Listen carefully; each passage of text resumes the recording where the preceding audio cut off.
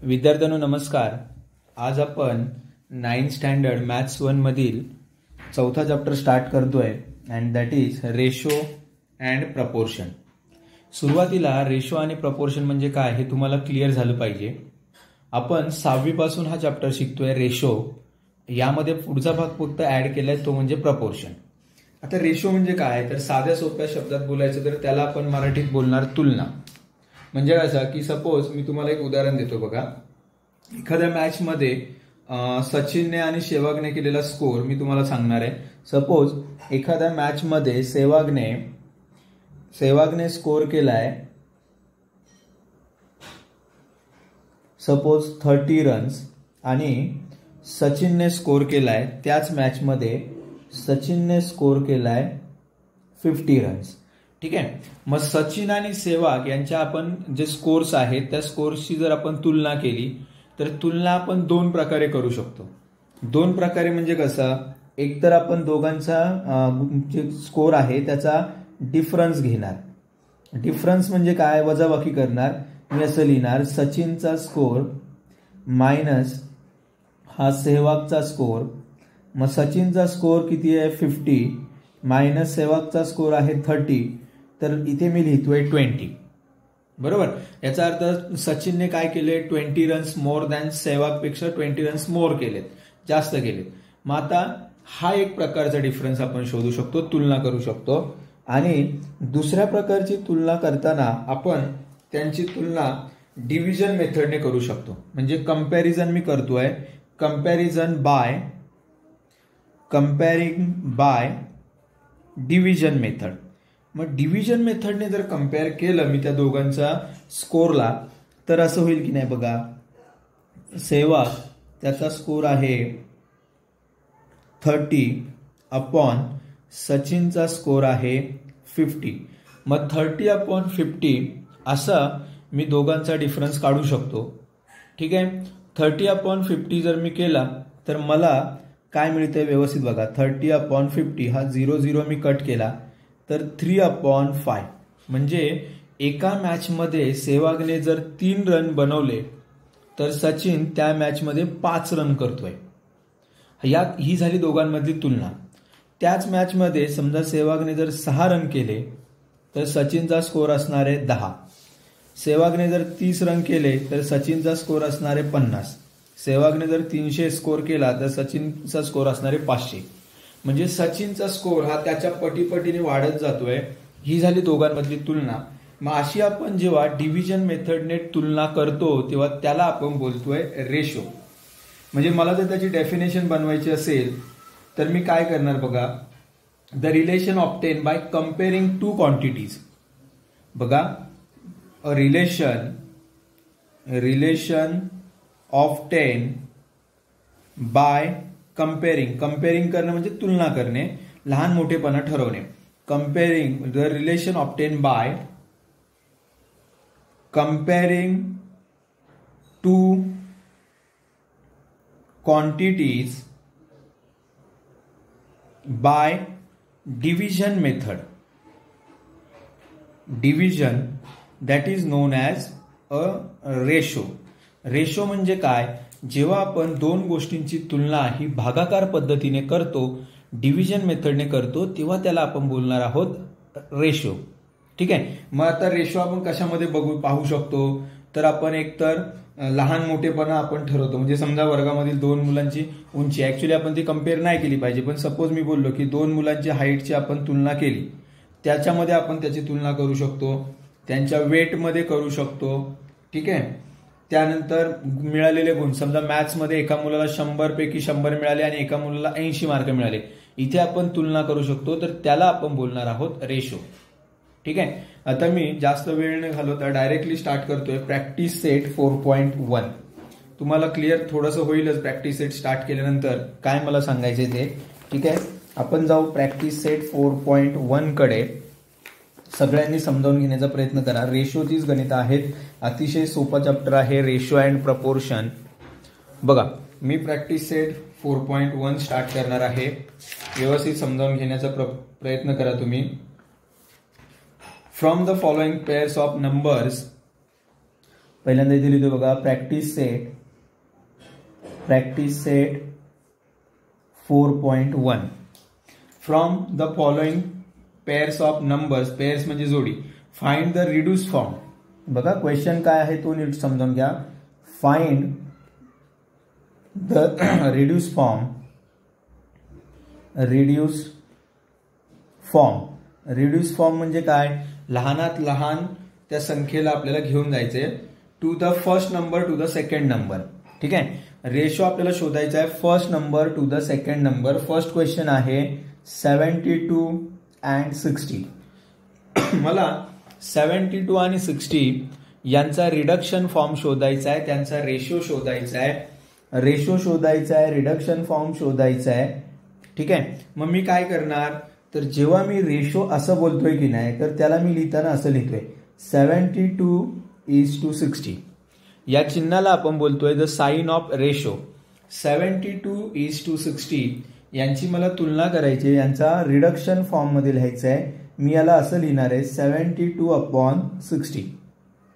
ठीक आहे, बघा 72:60 वाचताना मी कसं वाचतोय, 72:60 म्हणजे ह्या दोघांची तुलना झाली माझी. मग आता 72/60 असं लिहिल्यानंतर मी असं विचार करतोय 72 आणि 60 या दोन संख्या कुठल्या संख्येच्या पाड्यामध्ये येत आहेत, तर मला असं जाणवतंय दोन्ही संख्या या 12च्या पाड्यामध्ये येत आहेत. 12च्या टेबलमध्ये दोन्ही संख्या येत आहेत. म्हणजेच 12 6 जा 72, 12 5 जा 60, बरोबर. 12 सक 72 आणि 12 पंचे 60. ठीक आहे, आता दोन्ही ठिकाणी इथे 12 आलाय. 12 1 जा 12, 12 1 जा 12 हे कट होतील. 12 आणि 12 कट झाले. उत्तर आलं 6 × 1 किंवा 1 × 6, 1 × 5, 6/5. आता मला अशी कुठलीही संख्या नाहीये की जिच्या पाड्यामध्ये या दोन्ही संख्या येतील. जसं 12च्या पाड्यामध्ये दोन्ही संख्या आल्या होत्या, पण 5 आणि 6 अशी कुठलीही संख्या नाही जिच्या पाड्यात हे 5 आणि 6 येतील. याचा अर्थ माझा रिडक्शन फॉर्म आलाय 6:5.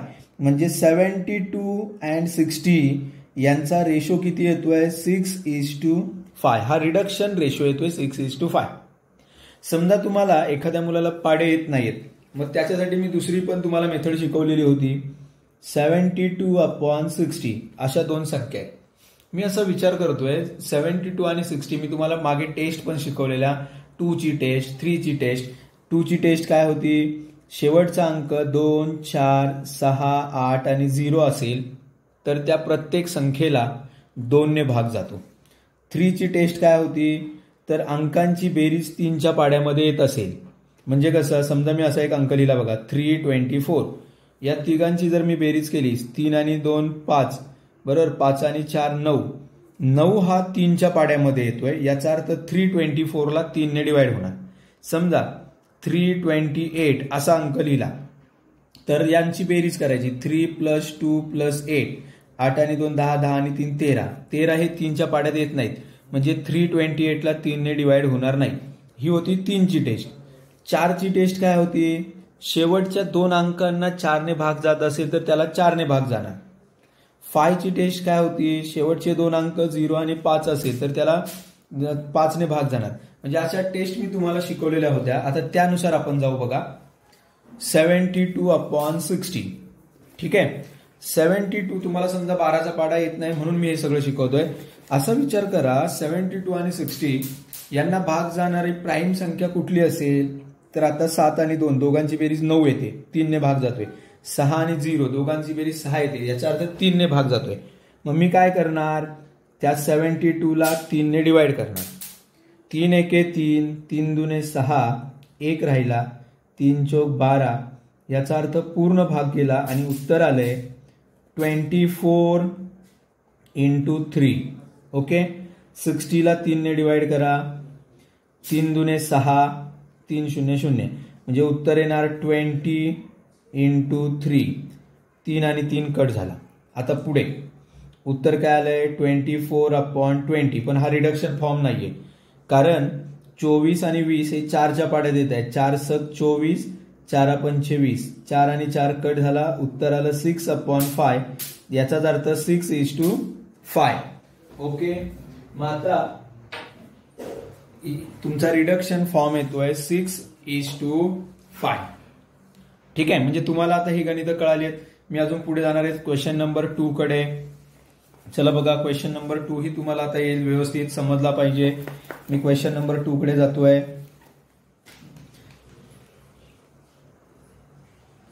38:57. 38:57. मला काय करायचंय तर या दोघांना रिडक्शन फॉर्म मध्ये लिहायचंय. लिहिताना मी कसं, वाचताना असं वाचतोय 38:57. 38/57. ओके. आता विचार मी असा करतोय, या इथे 2 ची टेस्ट येईल की 3 ची येईल, 4 ची की 5 ची.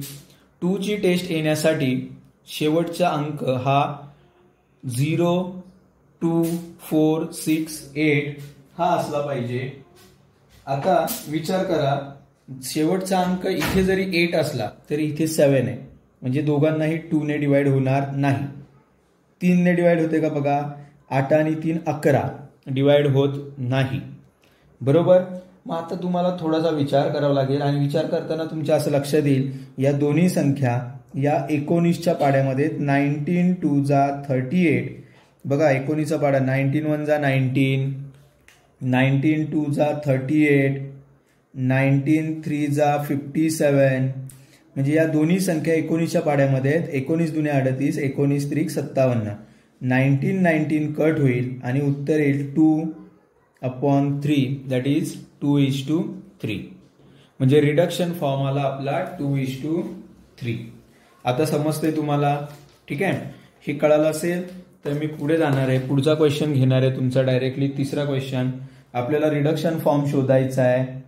तिसरा क्वेश्चन आपण घेतोय 52:78. 52:78. आता हे सोपं गणित आहे बघा. 52:78 असं मी लिहितोय.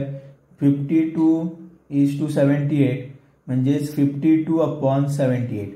पहिल्यांदा तर तुम्ही डायरेक्ट असा विचार करणार, या दोन्ही संख्या कुठल्या संख्येच्या पाड्यामध्ये आहेत, तर मला असं दिसतंय की दोन्ही संख्या या 13च्या पाड्यामध्ये आहेत. पहिल्यांदा तो विचार मी करणार. म्हणजे कसा बघा, 13 1 जा 13, 13 2 जा 26, 13 दुने 26, 13 3 जा 39, 13 त्रिक 39, 13 4 जा 52, 13 3 चौक 52. ठीक आहे.